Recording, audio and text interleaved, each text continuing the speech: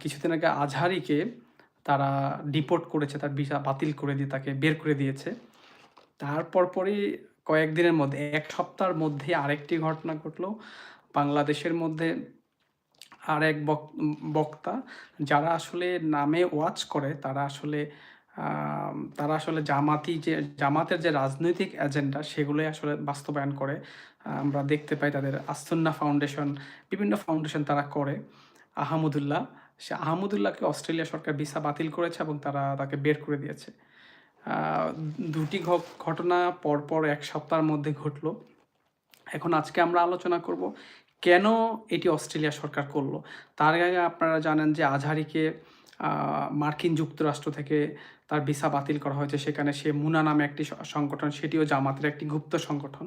যেটি তারা আসলে ওয়াজের নাম দিয়ে সারা পৃথিবী থেকে তারা তহবিল সংগ্রহ করে এবং উগ্র মতাদর্শ পশ্চিমা বিশ্বে মার্কিন যুক্তরাষ্ট্র, ইউরোপে প্রচার করে। তারপরে তাকে তার আগে যুক্তরাজ্য থেকেও আজহারির ভিসা বাতিল করা হয়েছে এবং তাকে সে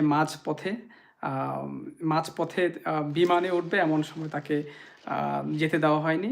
সেখানেও বাতিল করা হয়েছে। আপনারা জানেন যে জামাতের যে শক্তিশালী একটি কেন্দ্র রয়েছে, আপনারা জানেন যে ওয়েস্ট লন্ডন যুক্তরাজ্য কেন্দ্রিক।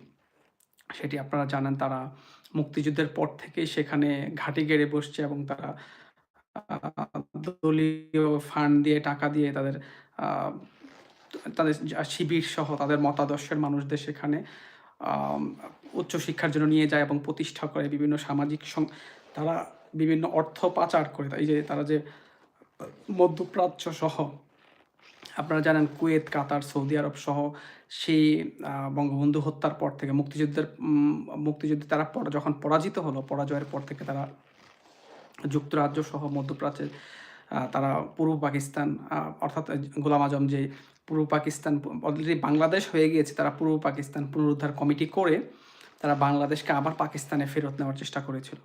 বঙ্গবন্ধু হত্যার পরে তারা আবার সক্রিয় হয়, বাংলাদেশে ফেরত আসে সামরিক স্বৈরশাসক জিয়ার সহযোগিতা। তারপরে তারা ওয়াজের ময়দানকে বেছে নেয়।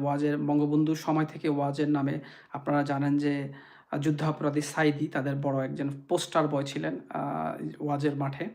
পরবর্তীতে তারা অনেক বক্তাকে তারা তৈরি করে। আপনারা জানেন যে মুফতি ইব্রাহিম সহ আমরা তারপরে সাম্প্রতিক সময়ে সবচেয়ে জনপ্রিয় যেহেতু আজহারি কিছুটা বাংলা, কিছুটা ইংলিশে কথা বলছে, আরবিতে কথা বলছে, দেখতে চেহারা সুরত দেখতেও সুন্দর।